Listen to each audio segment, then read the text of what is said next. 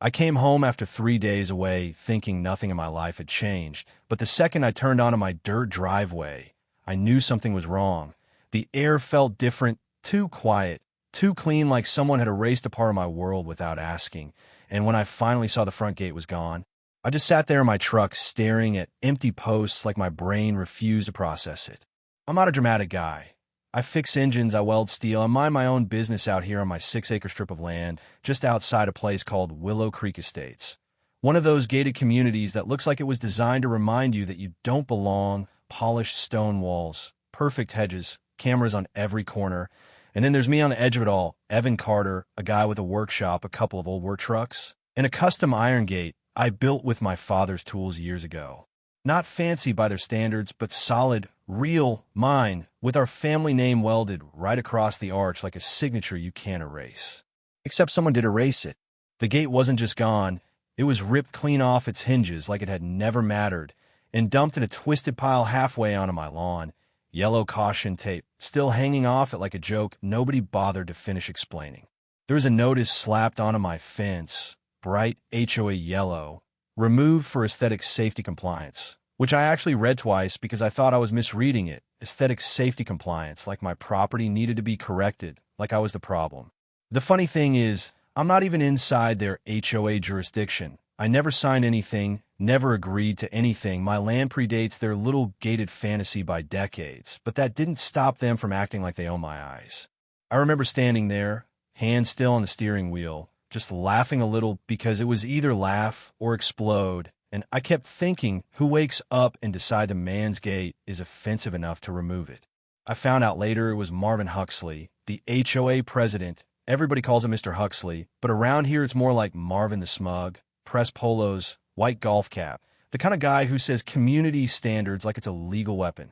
Apparently, I had been gone on a fishing trip up north for 3 days, no phone service, no emails, and during that window, Marvin hired a contractor to cut my gate off its hinges like it was a dead branch hanging over their precious entrance view.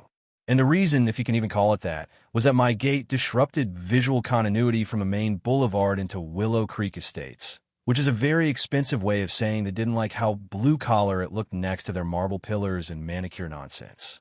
What they didn't understand, or maybe they just never bothered to check, was that my land isn't just sitting next to their community, it actually holds the only access road in and out of it. A strip of pavement that cuts across the corner of my property, something that goes all the way back to when the developer knocked on my father's door 20 years ago, asking for a temporary favor, just until permits were finalized, just until the official road was built, just handshake agreement. Nothing formal, because back then everyone trusted everyone, or at least pretended to. My father agreed because that's who he was, old school, believe in helping neighbors even when they didn't deserve it. But he always said the same thing. Temporary means temporary, and I didn't really understand what he meant until that gate came down. The moment I saw it, something shifted in me. Not anger exactly, more like clarity, like a line I didn't know was being drawn suddenly became visible. I walked over to the twisted iron, ran my hand over the weld marks I made years ago, felt the cold metal like it was still trying to tell me something, and I just remember thinking, they didn't just remove a gate, they made a decision about my place in this world without asking me. And that's the kind of thing that doesn't sit quietly in your chest. That night I didn't sleep much. I just sat in my workshop staring at old blueprints of the property lines, maps my father kept in a steel drawer, every line clean, every boundary documented. And that's when I saw it clearly, the road they used every single day, the road their luxury cars, their school buses, their emergency vehicles depended on.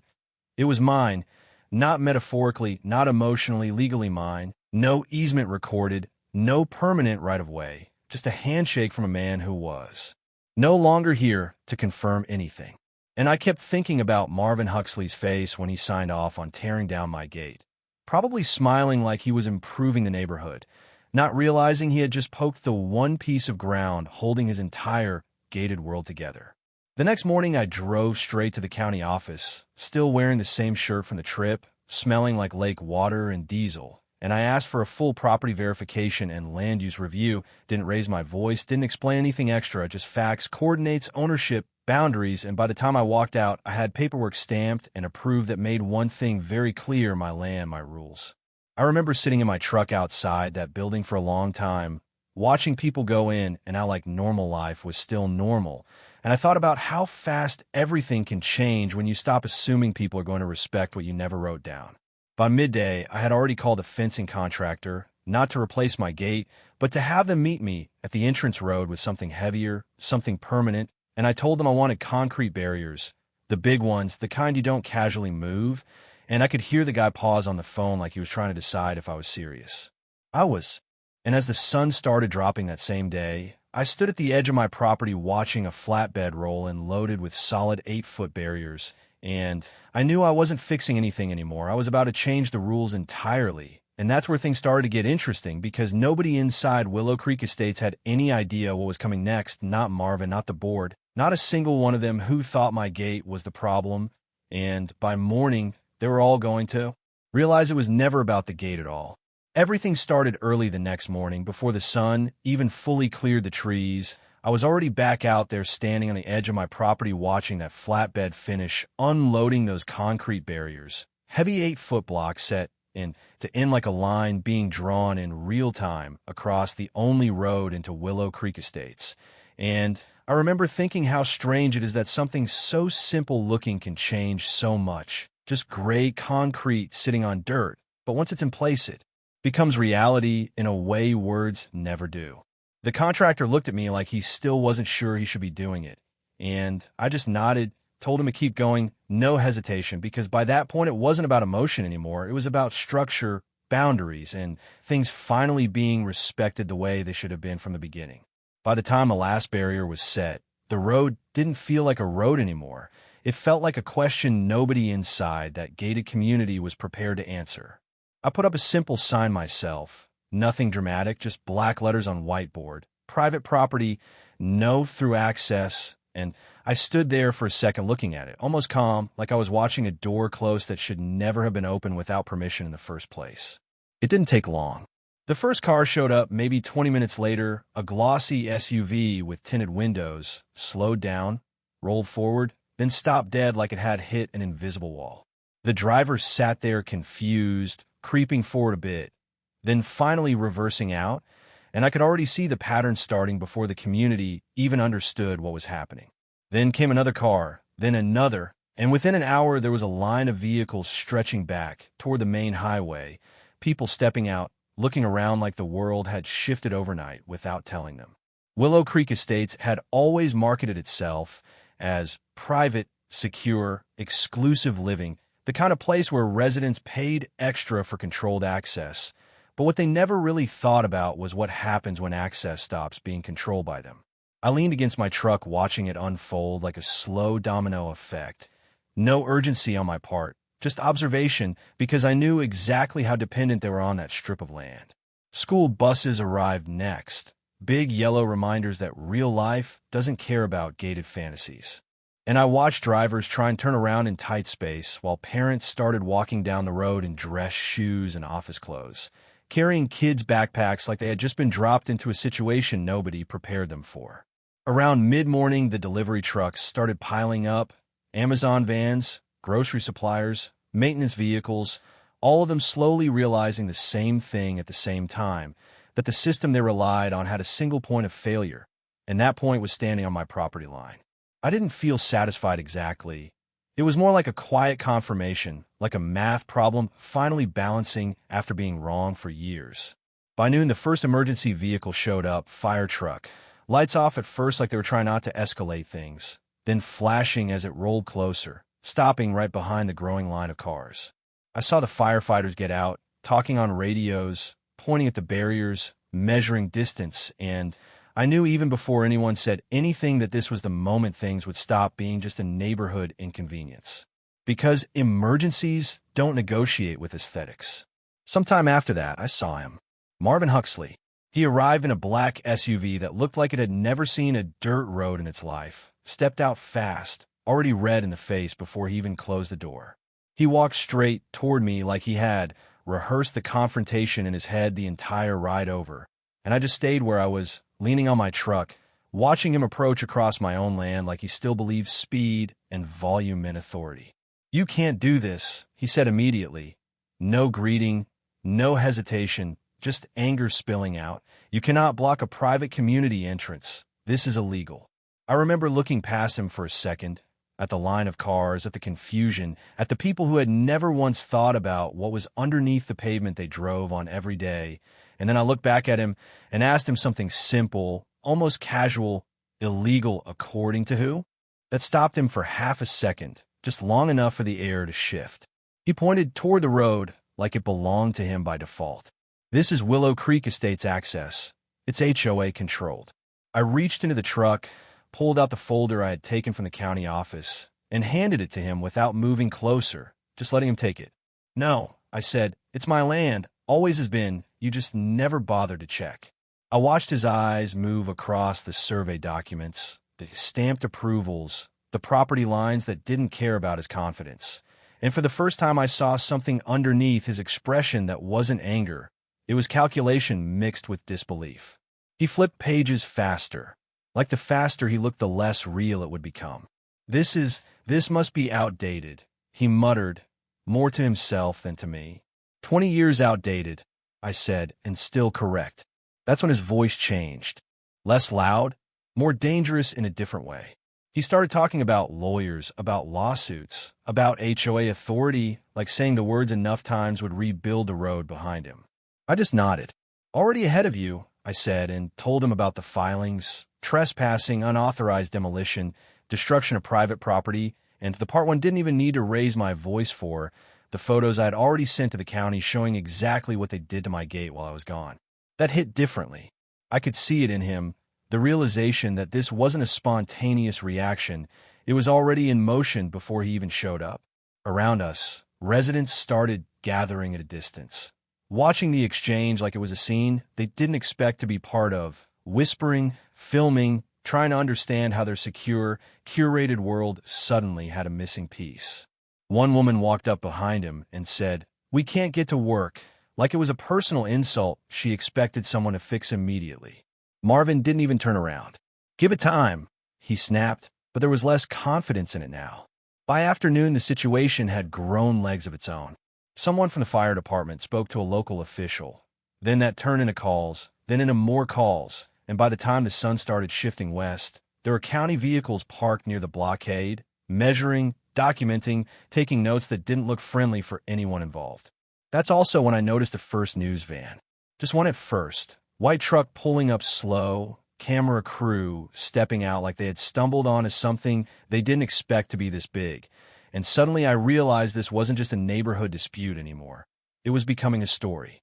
I heard later how it got framed online before it even aired locally. Someone had already posted a clip of the blocked entrance with a caption, "Gated community loses gate," and the comments were exactly what you'd expect. Half people laughing, half people arguing about property rights without knowing any details. By evening, Willow Creek Estates wasn't looking so exclusive anymore. It looked stranded, and the tone inside it shifted from frustration to something closer to panic. I stayed out there most of the day, just watching it unfold. Not interfering, not escalating, just letting reality do what it does when assumptions get tested. At one point, Marvin came back again, this time less aggressive, more controlled, almost trying a different angle. He offered compromises without calling them compromises, mentioned rebuilding my gate, funding repairs, even community discussion about compensation. But every word sounded like someone trying to negotiate with a system that was already locked in place. I told him calmly, "You don't negotiate with land you don't own." And that was the part that seemed to stick with him the most. As night started falling, the headlights from the backed-up cars stretched down the highway like a broken river of light, and I remember thinking how quickly a place built on control can turn into something completely uncontrolled when the one assumption holding it together disappears. That night, I didn't feel victorious. Not really. It felt more like standing in the aftermath of something inevitable, like watching a structure reveal its weak point only after pressure is applied. And I knew the next day was going to be worse for them, because once a community realizes it can be stopped at the edge of a single property line, the illusion doesn't come back easily. By the third morning, things didn't even look like a neighborhood problem anymore. It looked like a system failure. Cars still lined up along the highway shoulder, people standing in small groups trying to make sense of how their secure, gated community had turned into something you had to walk in like a hiking trail.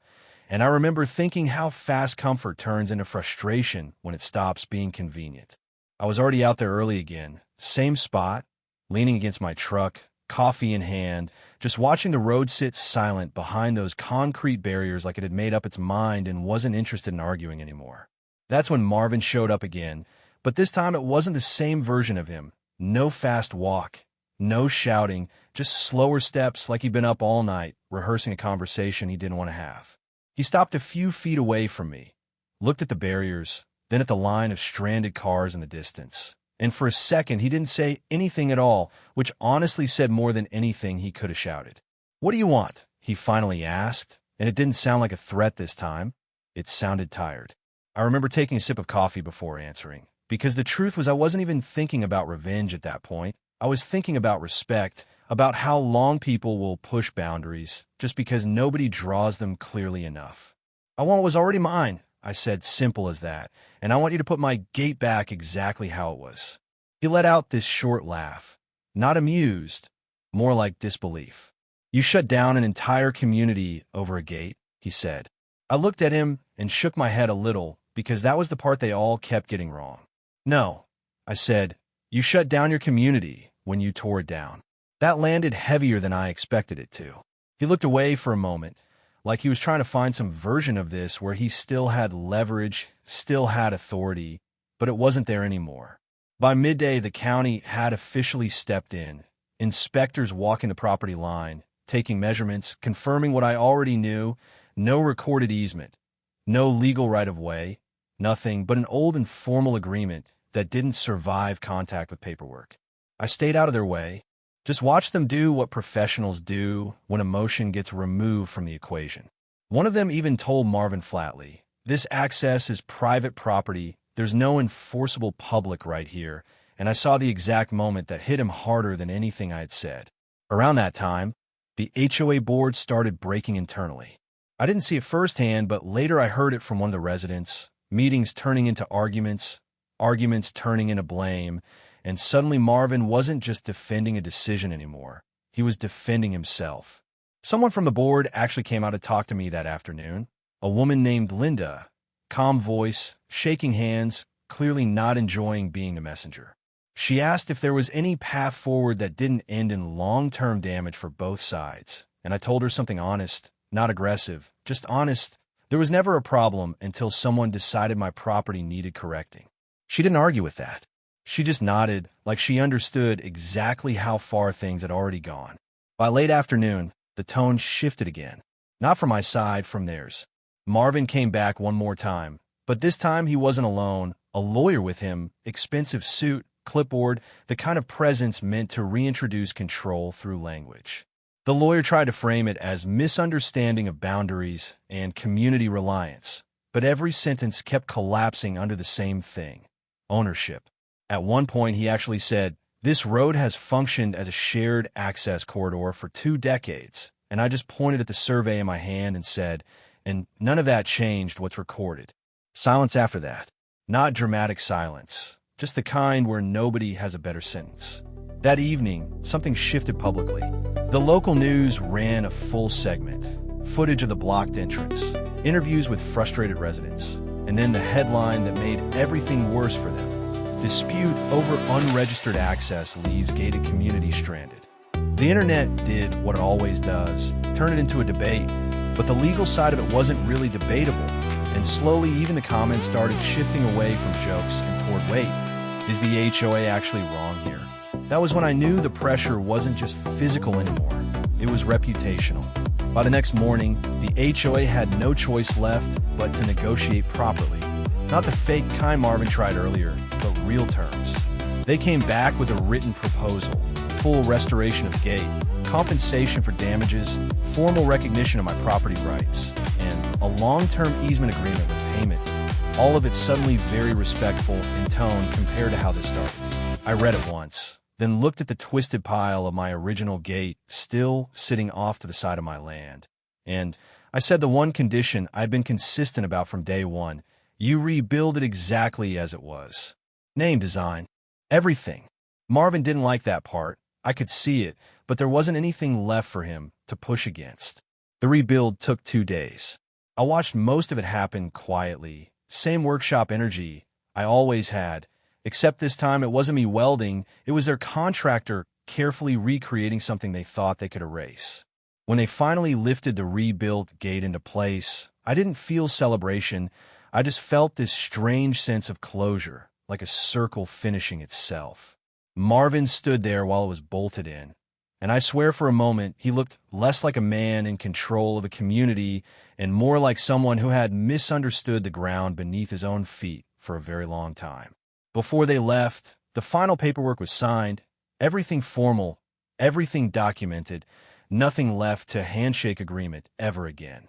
And when the last vehicle from Willow Creek Estates finally drove through again, slowly, carefully like they were passing through something they no longer trusted, I just stayed where I was, leaning on my truck, watching my gate stand there exactly the way it used to, only now it meant something different, not just pride, but proof. Later that night, I saw Marvin drive by alone, slower than usual, and I noticed he actually looked at the gate this time, really looked at it like he understood he'd have to live with it being there. And that's kind of where this ends, or maybe just pauses, because the truth is, none of this started with a gate, and it didn't really end with one either. It started with people assuming quiet boundaries mean weak boundaries, and I don't think that lesson sticks the first time you hear it. If you've ever dealt with neighbors, HOAs, or anyone who thought rules only applied one way, I'd actually like to hear your take. Was this justice? Was it escalation? Or just two sides refusing to back down until reality picked one for them? And if you want more stories like this, I've got a few that are even messier than this one.